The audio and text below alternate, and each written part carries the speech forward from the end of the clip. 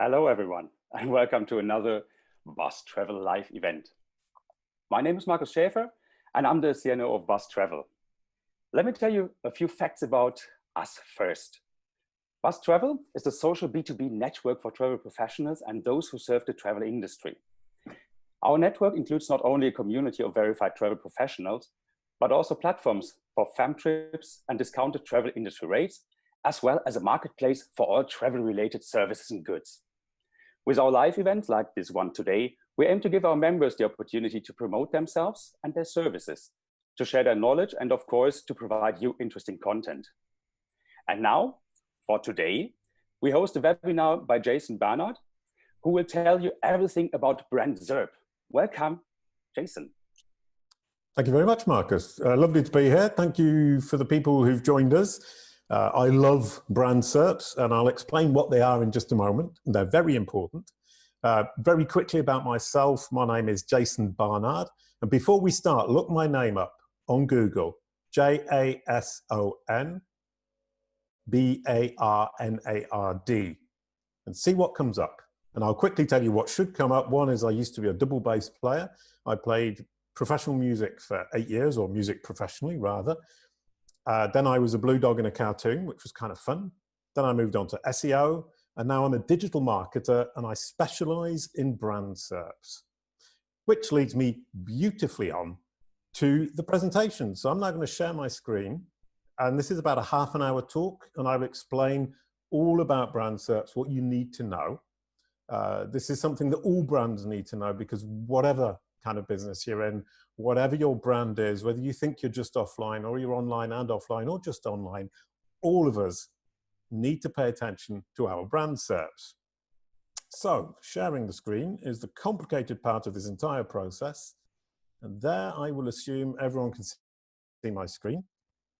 And oh dearie me, I've started in exactly the wrong place. That's a very bad start. I was checking that I'd got all the slides right. There you go.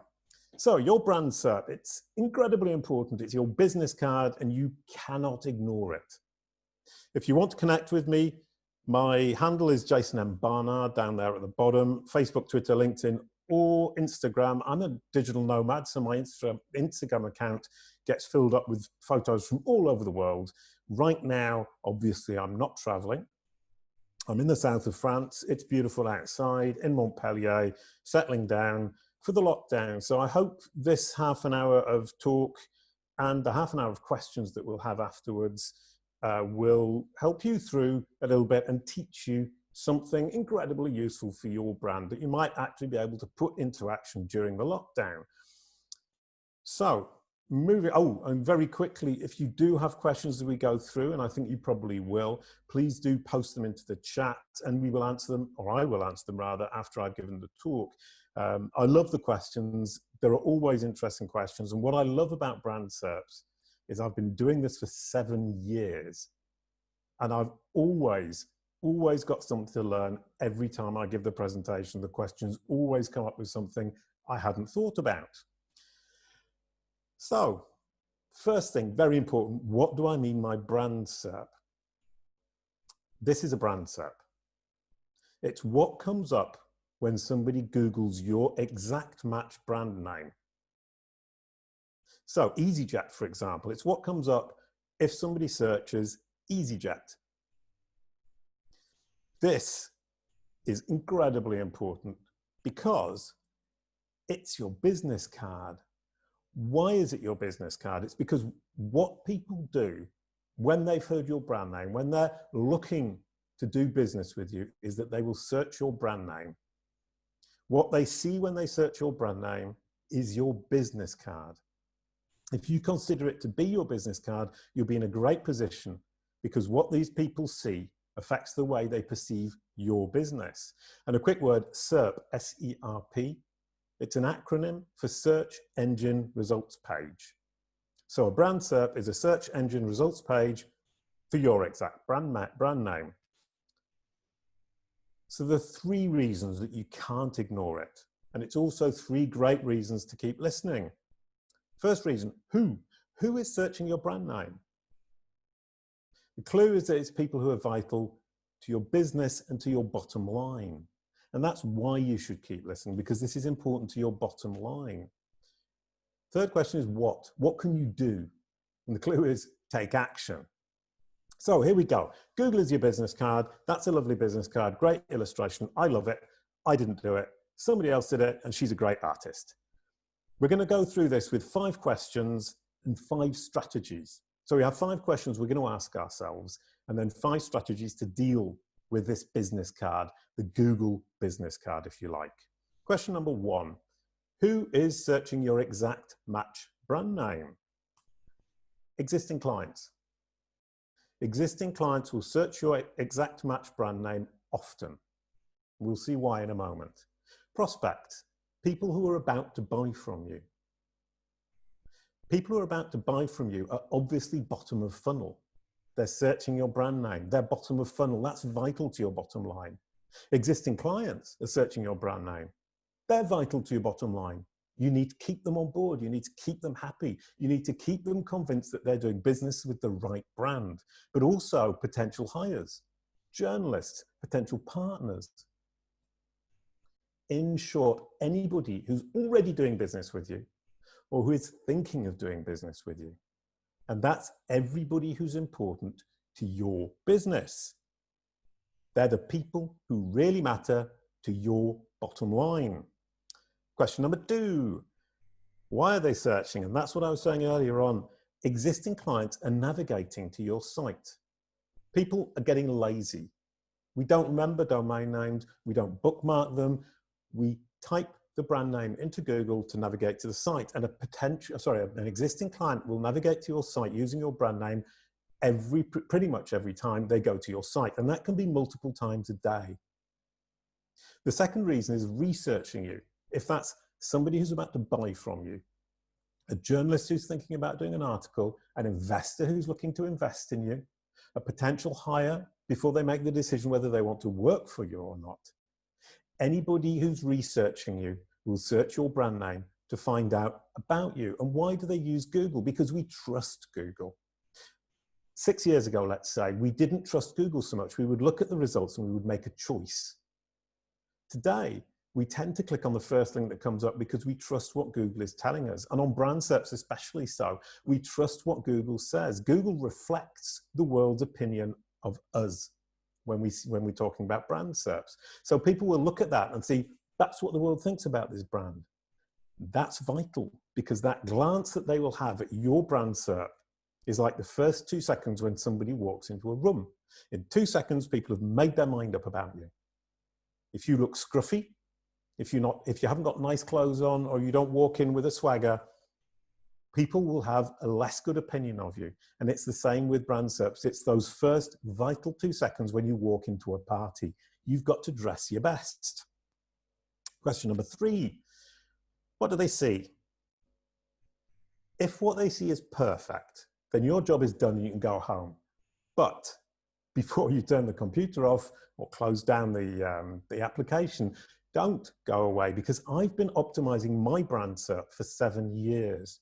And it's great. If you've typed my name into Google, Jason Barnard, you will see that it looks good.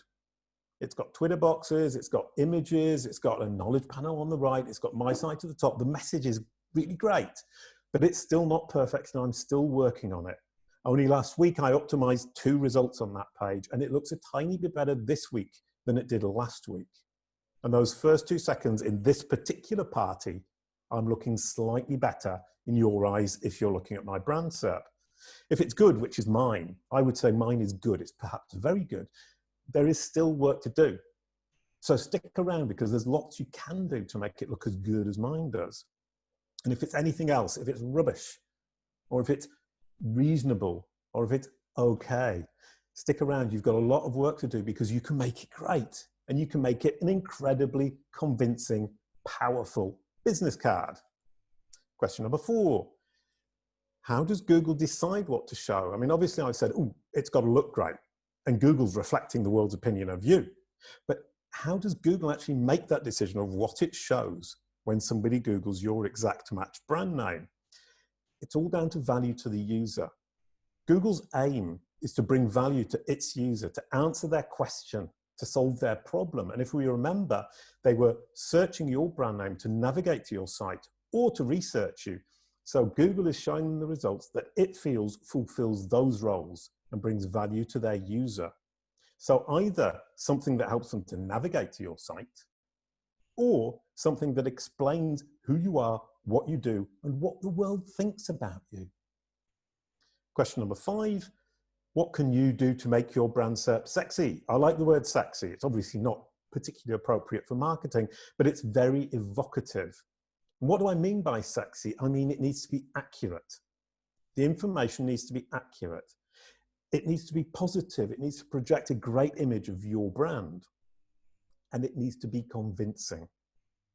Once again, if you look at my brand SERP, if you search for that, you will see that it is accurate. It tells my story. It is positive. It says nice things about me. It makes me look good. And it's convincing. When you see it, you think, that guy really knows what he's talking about. So take a look. Which is yours? Is it the one on the left?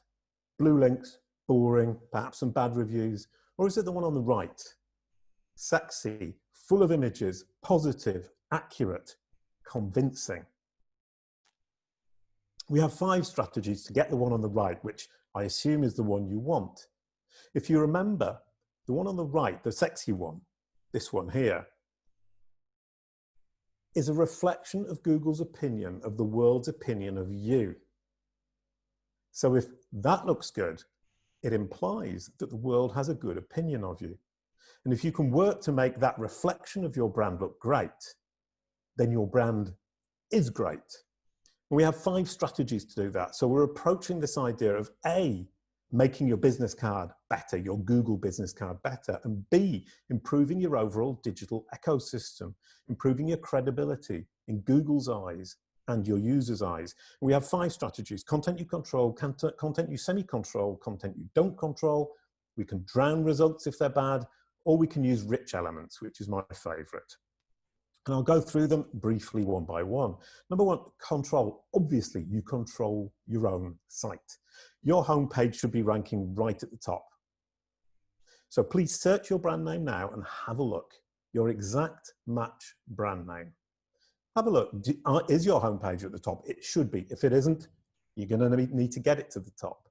But more than that, do you have the rich site links? Those little links that push people through to different areas of your site. If you remember, an existing client is trying to navigate to your site, and some prospects will be navigating to your site. Those rich site links allow them to access particular areas of your site. For example, login for an existing client. They can go directly there. They don't need to go through your homepage. That's good user experience. That's what we want. That's what Google wants. If they're a prospect, they might be looking for pricing. That kind of link needs to be there. We need to help our users get to the part of our site as quickly and as efficiently as possible so that they have a great user experience. But we also have Google ads. I used to think not worth it bidding on my own brand name if nobody else is, but I now have changed my mind, because what do Google ads give you? They give you a very cheap way to represent your brand exactly how you want. You pay for the ad, so you decide what goes in that ad. You can create an ad that goes right at the top, front and center, with your exact message that's positive, accurate, and convincing. And also, if you have a very good Google ad, and then your homepage with the site links, you've already covered the entire top of the page. When somebody lands on your brand SERP, they search your brand name, they see your message in the ad, your message in the homepage, that's it. So Google Ads is actually a very powerful way to control that message and ensure it's positive, accurate, and convincing. Next, semi-control. Lots of results on your brand SERP can be semi-controlled. Typically, your social media accounts. You control what the title is, you control what the description is, you control what Google shows. So have a look at those. Are they optimal? Are they positive? Are they accurate? Are they convincing? Also, Wikipedia, if you have a Wikipedia page, you can edit it. Just a quick word of warning, don't over-edit it or you will get a warning or perhaps get it deleted. Wikipedia pages can be quite delicate. If you don't have a Wikipedia page, please don't just create one. No, Wikipedia has concept, excuse me, of notability. You need to be notable. You need to be worthy of a Wikipedia page. Wikipedia is an encyclopedia for humans.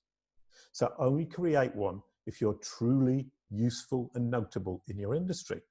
Next, the review stars. If you've got reviews on your brand SERP, you could perhaps improve them. Send people through, send your happy clients through to give you better reviews, more reviews, get that score up.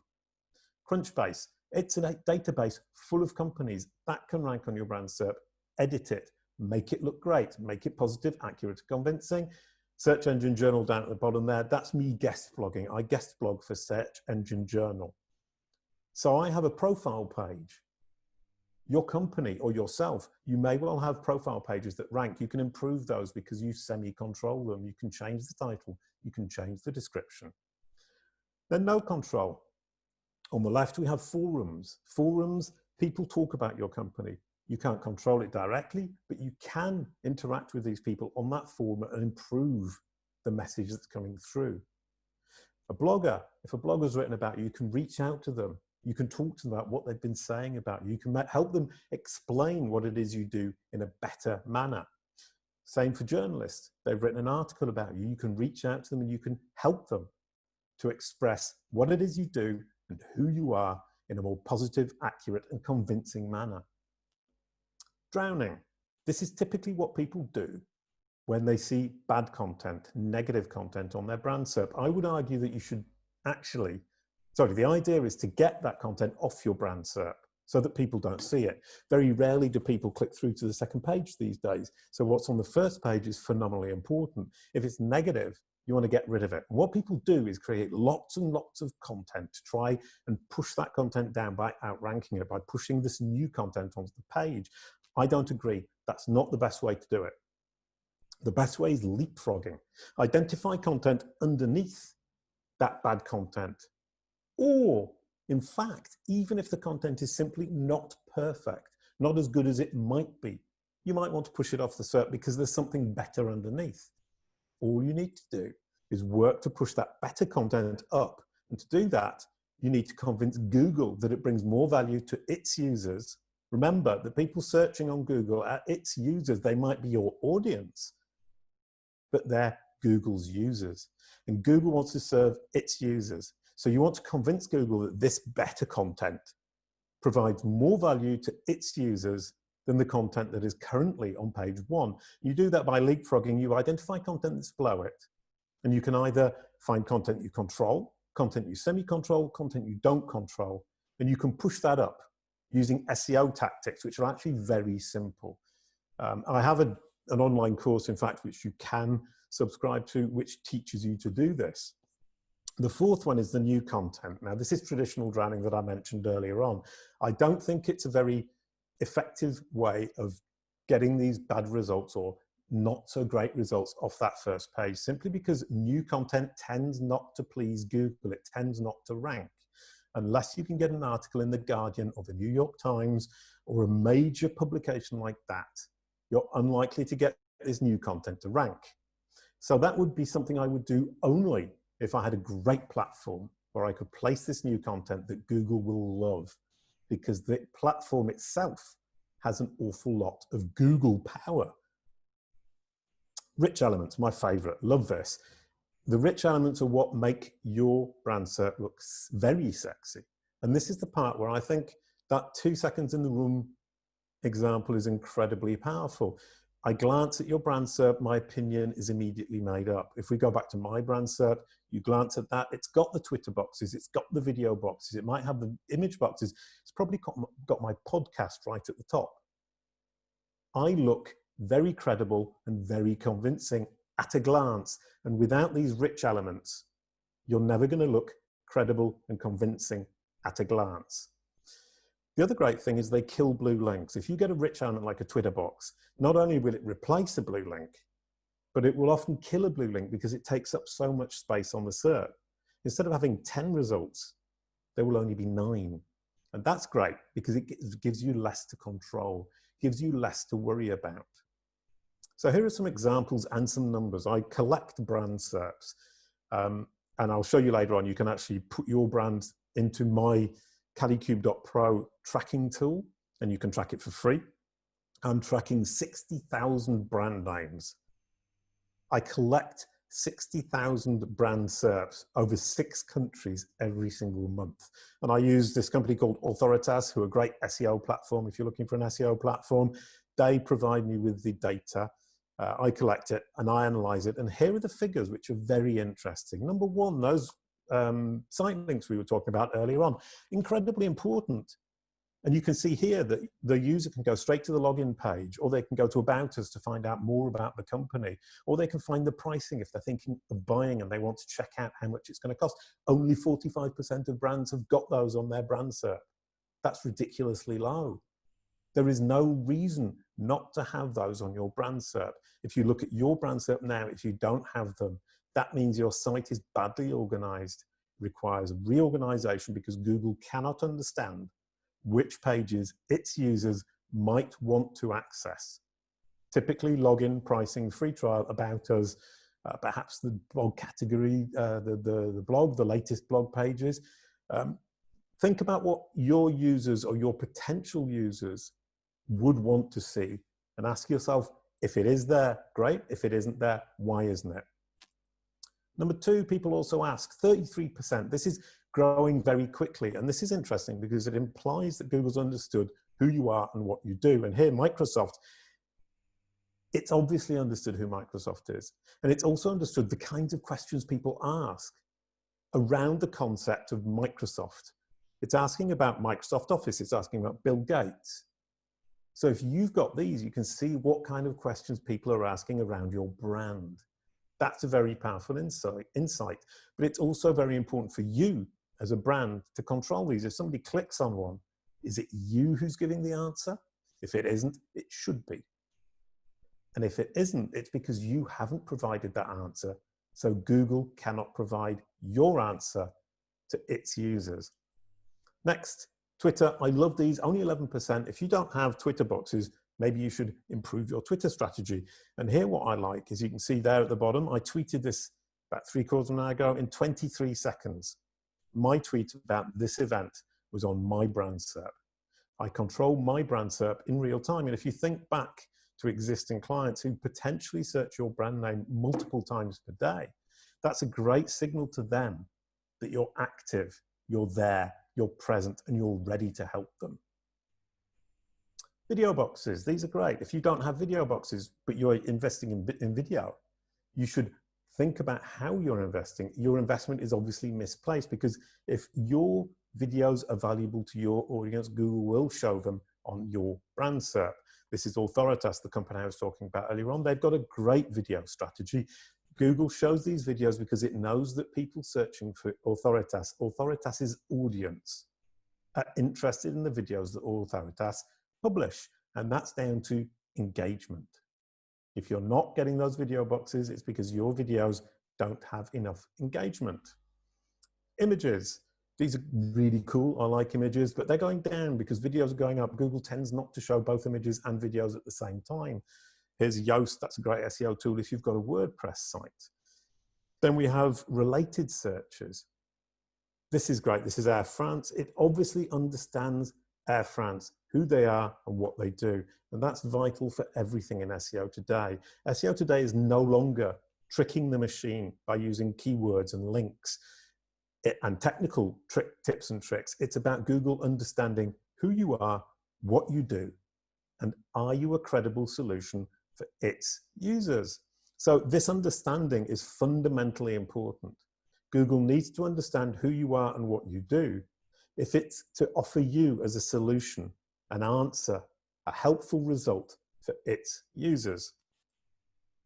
Next, featured snippets, that's the result right at the top that gives an answer. These don't appear on brand SERPs very often because the aim of featured snippets is to give an absolute definitive answer. But for a brand, there isn't an absolute definitive answer. We have the homepage, which is me, my brand, and the rest is information about the brand. So they tend not to appear very often. On the right-hand side, we have the knowledge panel.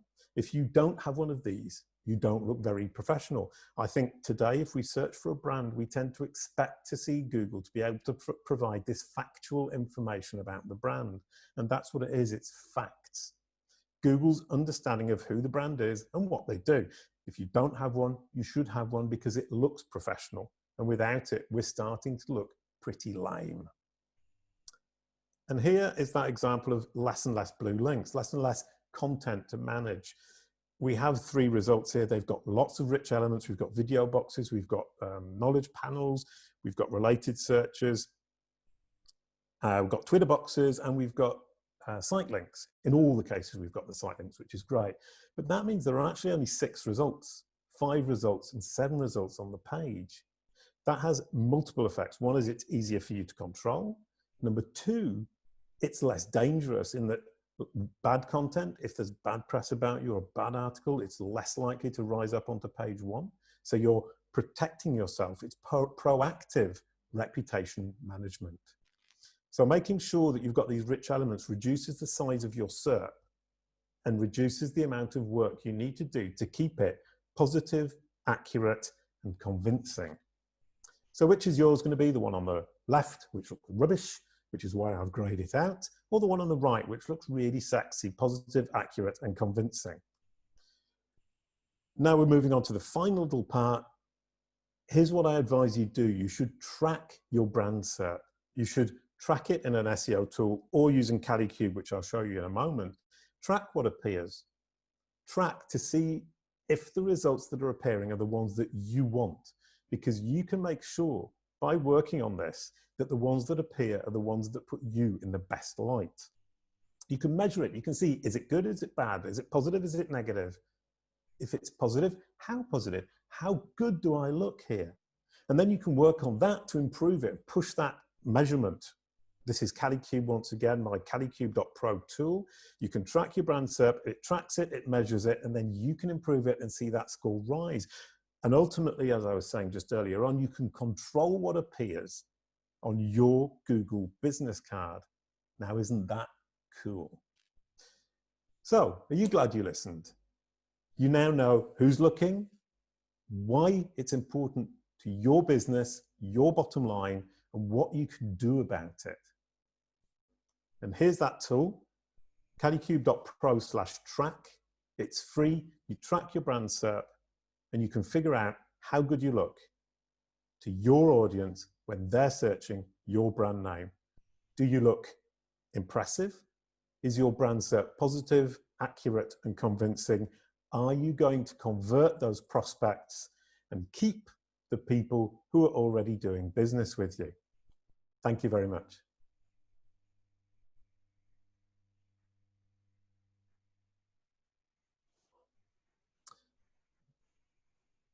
And I'd like to, Marcus, your microphone is off.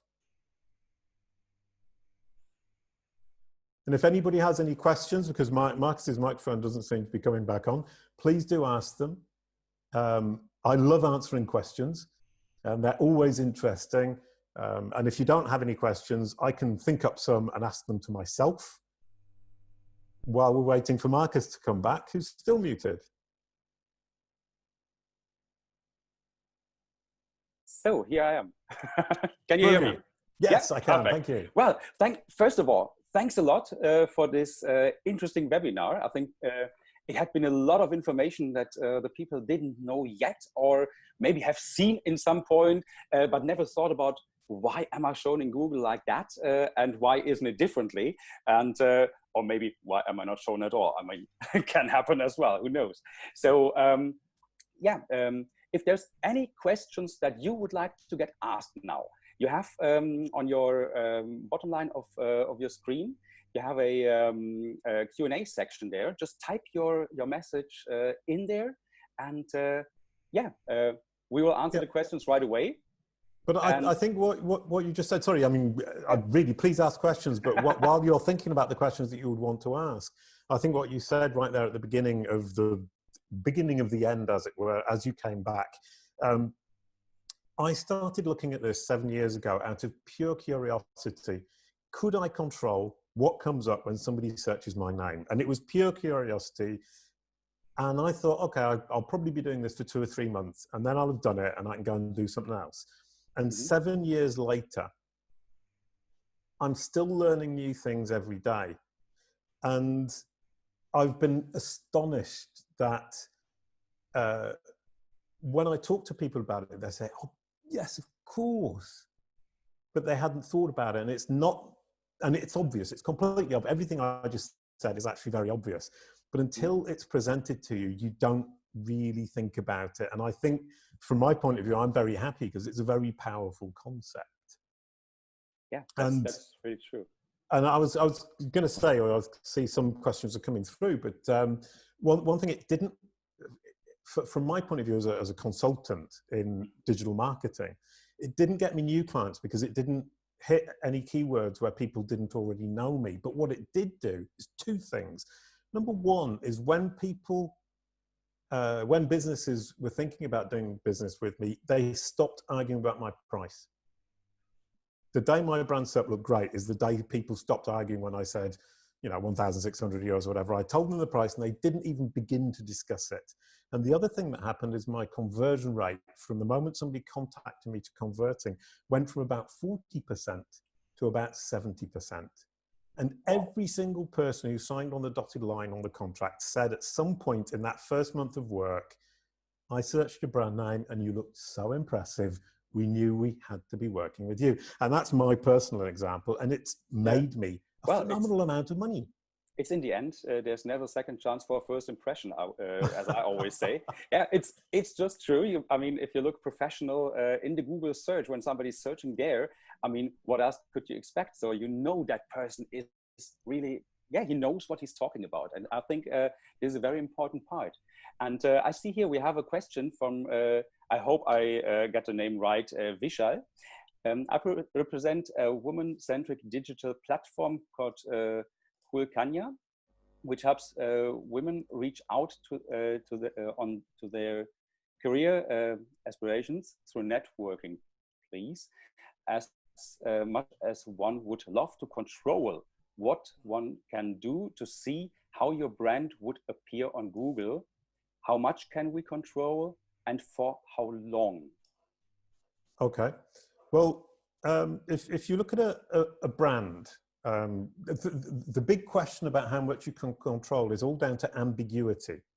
If you have a brand name that's completely unambiguous, like Flobdibop Two Top, that doesn't exist anywhere else. If I create a brand with a name like that, I will be able to control that brand SERP very easily because there isn't any competition.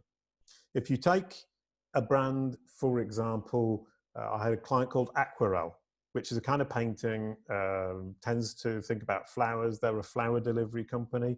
They had the problem is half their SERP was full of things about painting and the other half was them, so they couldn't control half of it because their brand name is ambiguous. Another problem would be if another company shares the same name as yourself. And the worst example I've seen is Yellow Door. There are companies called Yellow Door. Yeah. There are several companies called Yellow Door. So they're all competing for that brand SERP space against Yellow Doors. So none of them control it. So it's a big problem. So that ambiguity is possibly the biggest barrier to control that there is. So your brand name isn't ambiguous. So you're probably doing okay. And if you look at my personal brand SERP, Jason Barnard, you'll see that Jason Barnard, there are about 250 Jason Barnards in the world. There's a footballer, there's a dentist, there's another podcaster. I've got a podcast. It's a great podcast, all about marketing. He's got a podcast all about music. And yet I control my brand SERP. Why? Because I've worked on it so hard. Because I've made Google terribly confident. It's understood who I am and what I do. And I've also managed to convince it that when somebody searches Jason Barnard, they're looking for me and not the podcaster or the footballer. And that means, I mean, if you look at my brand SERP now, wherever you are in the world, I will bet a beer to whoever finds a result on that page that I don't control in some way or another. It's either going to be Wikipedia, which I can change, or my site, or my Twitter account, or the videos I produce, or my social accounts, or one of my platforms, or somewhere I guest blog for. I've made a lot of effort. I've put a lot of work in. And now what I noticed, I was looking at SE Ranking, which is a search ranking tool for SEO again. It's incredibly stable. It almost never changes. Do you think, this is a question maybe related to that. I think I know the answer yet, but it's, I think it's never done, right? I mean, everybody starts working on their websites to get them ranked better and to look better. And I think this is just a process. You start and you have to go on. It's not like, okay, I have done that now. Let's wait 5 years and then check again, right? Exactly. Yeah. There are several things, one of which is it's not very complicated. Once you know what you should do, it's actually really easy. And everything I tell you to do in the course that I've created, you'll go, yeah, obvious. But it isn't obvious until I tell you, which is the beauty of all this stuff. I love it. That's true. That's true. The fact that it is obvious means that it's right, means that it's good, means that it's beneficial. So everything is obvious. You do it little by little and bit by bit. And every time you look at your brand SERP, you'll see something you can potentially improve. I mean, I was doing my company, caddycube.pro. The brand SERP for caddycube isn't that great yet. And I've only been working on it for 6 months or 7 months. And looking at that, even I see things where I think, oh, I can improve that, I can improve that. And it's things that I directly control. I changed the meta title of one of my pages to make it better only last week. Yeah. And then I'm trying to trigger those video boxes. So I'm creating a video strategy for caddycube. And it's going to take me, let's say, 6, 7 months. Give me 6, 7 months, I'll have those video boxes. Yep. And an interesting one for my brand SERP, Jason Barnard, is I thought it was beautiful. I thought it was great. And then last year I created a podcast. I started a podcast. It took me a year. And now if you search my name in every country, you get podcast episodes at the top. Because I created a podcast, I created a podcast strategy, and I convinced Google that people who are interested in me are interested in my podcast. And so for a brand, you should be able to do the same thing. You create content that's valuable to your users that they engage with, and Google will put it on your SERP. So you control. So Vishal, if you want to control the brand SERP for Cool Kenya, you need to create the content that Google perceives as being valuable to your audience, so that Google will show it to them, because Google doesn't want to show bad things or inaccurate things or negative things about you. It wants to show your best face. It just needs the material to do it, and it's up to you to create that material. Exactly. I think creating value is always the most important thing for both for Google and for, of course, the clients or customers or members. I think this is a great thing. And I think, and sorry, just I mean, when you say you just repeated, you said value, and I think one really important thing is you create value for your users or your audience rather. You also attract new clients. I mean, my podcast has brought me loads of people, so I did it for the brand SERP, but I ended up with lots and lots of new clients. Yeah, perfect. This is how it should be.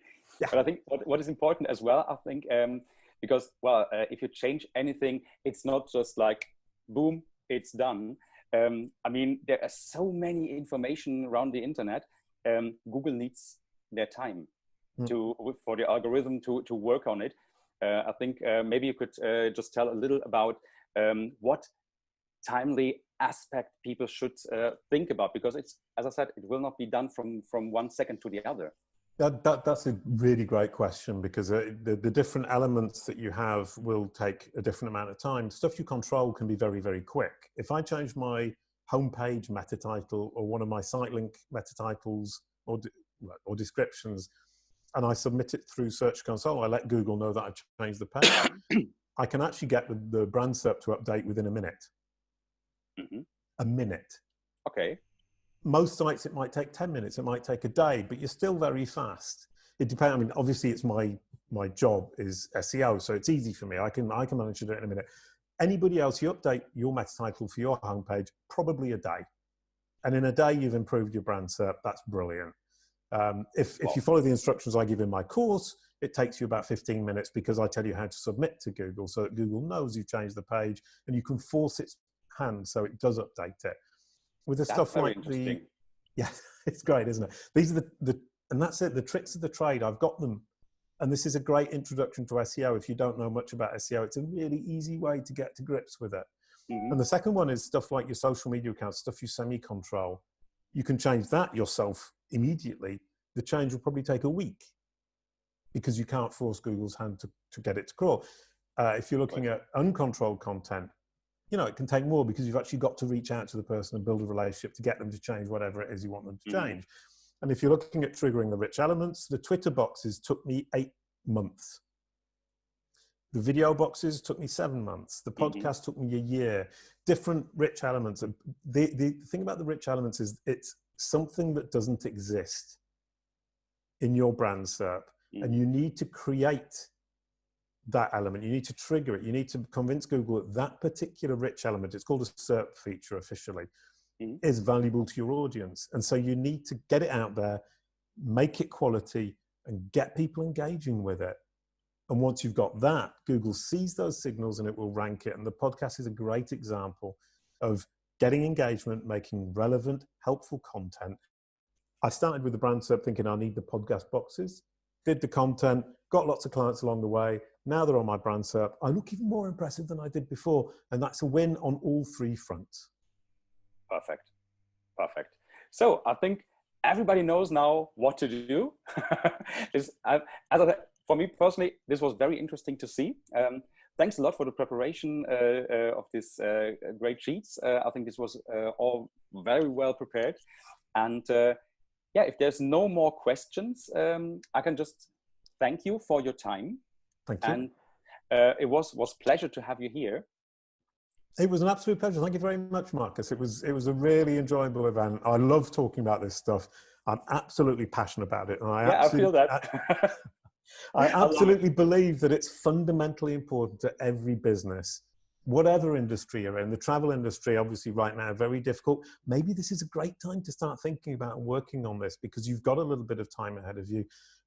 Obviously, it's a very difficult period of time. But this is all stuff that isn't very difficult to do and brings benefits in terms of your brand image to the people, but also your brand image to Google. And the more Google thinks you're credible, trustworthy, and authoritative, because that's what it's basing all of its results on. If you want to rank in Google today, it has to see you as authoritative, trustworthy, and credible. And if your brand SERP looks amazing and wonderful and sexy and positive and accurate and convincing, it means that's how Google perceives you.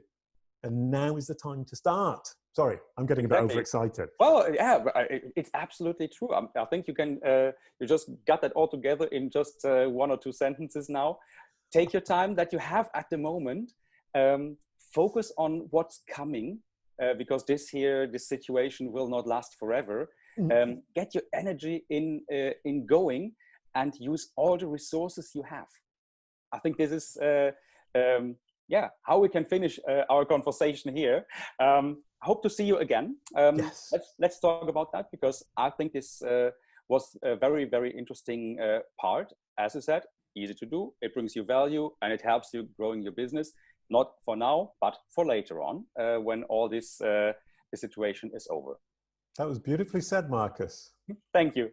So thanks again for your time. Everybody that listened to us and looked at the video, stay safe. And yeah, keep an eye on our upcoming events. And I think we'll have a talk later on, Jason, about maybe an app following. Yeah. Super. Thank you. Bye-bye. That was great. Thanks a lot. Wonderful stuff. Bye-bye. Bye-bye.